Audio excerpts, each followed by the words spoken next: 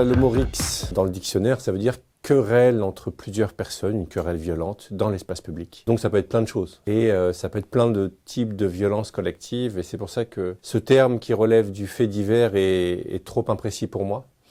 Je préfère parler d'embrouille de quartier, d'embrouille de cité ou d'embrouille de village si ça se passe en milieu rural. Bonjour à tous, Marouane Mohamed, sociologue, chercheur au CNRS. Et je viens de publier Il y a embrouille, sociologie des rivalités de quartier chez Stock. En fait, il n'existe pas de système statistique durable, solide, qui permette de dire il y a plus ou il y a moins. Et donc, comme c'est un phénomène cyclique, parfois il apparaît, parfois il réapparaît, il disparaît. Et donc, on est incapable de répondre à cette question. Il y a plein de rivalités de quartier, que ce soit en zone urbaine ou en zone rurale, chaque semaine, chaque mois et chaque année, dont on ne va pas parler. D'ailleurs, la majeure partie des rivalités, on ne va pas en parler, elles ne sont pas forcément très visibles, très spectaculaires. Et puis, il y a une petite partie qui va avoir le droit à sa médiatisation pour des raisons liées au contexte et géopolitique, peut-être liées à la gravité des faits. Et très souvent, ce qui se passe dans Paris intramuros est plus médiatisé que ce qui se passe soit derrière le périphérique, soit qui se passe en région. Et un des effets que j'ai pas mentionné, mais qui change quand même considérablement la donne politiquement, c'est qu'aujourd'hui, les vidéos d'affrontement, elles nous arrivent dans notre poche via notre smartphone. Et donc, pour la population, plus que pour les concernés, mais pour la population, ça connecte les citoyens à une violence de proximité dont ils pouvaient entendre parler dans les récits, le ragot, la rumeur, mais là, de la voir, ça a un choc peut-être émotionnel et des conséquences politiques nouvelles.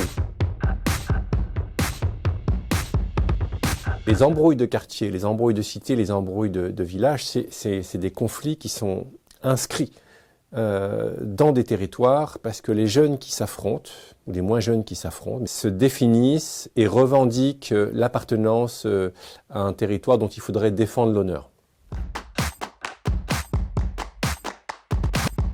Très souvent, ce sont des jeunes, c'est-à-dire des mineurs, pour une grande partie d'entre eux, voire des jeunes majeurs, mais on dépassait rarement les 21, 22, 23 ans dans ces rivalités de quartier, donc c'est un phénomène plutôt adolescent. Et ça, c'est valable depuis plus d'une soixantaine d'années, c'est-à-dire depuis, même un peu plus, depuis la fin des années 50 et le début des années 60, on a des données statistiques sur des jeunes qui étaient impliqués dans ces rivalités. Et en fait, on a beaucoup de mineurs, beaucoup d'adolescents, et pour le coup, c'est quelque chose qui est relativement stable.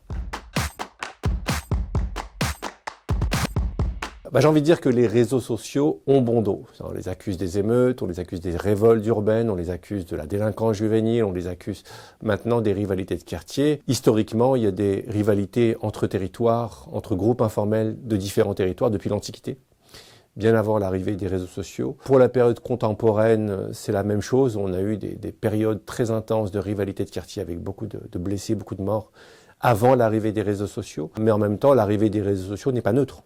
Ça a changé quand même un certain nombre de choses. D'une part, les choses vont plus vite. Il y a une abolition de l'espace et du temps aujourd'hui.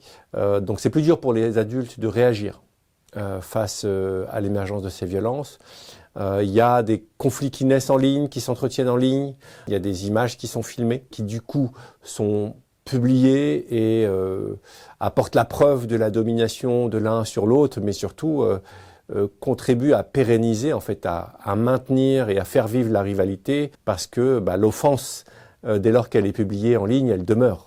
Et elle continue à alimenter des volontés de vengeance. Globalement, les réseaux sociaux ont eu des effets sur l'organisation même des bagarres. On s'organise aussi, on se donne rendez-vous par les réseaux sociaux, mais n'ont pas modifié la structure de base, les ressorts, les motivations, le public qui est impliqué par ces rivalités de quartier. Il faudrait distinguer plusieurs scènes. Les rivalités de quartier, c'est un peu un écosystème. Il y a plusieurs types d'acteurs. Il y a ceux qui s'affrontent physiquement, ceux qui se bagarrent et qui alimentent cette violence-là.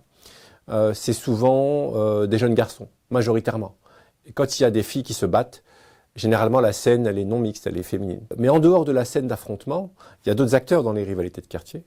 Il y a ceux qui commentent, ceux qui engrainent, ceux qui modèrent, ceux qui aident à organiser les descentes, ceux qui tentent de faire la paix, ceux qui protègent physiquement. Et en fait, tous ces rôles-là sont mixtes. On retrouve à la fois des jeunes filles et à la fois des jeunes garçons. Donc c'est faux de dire que c'est qu'un phénomène masculin. Par contre, c'est moins faux de dire que l'affrontement physique est davantage masculin.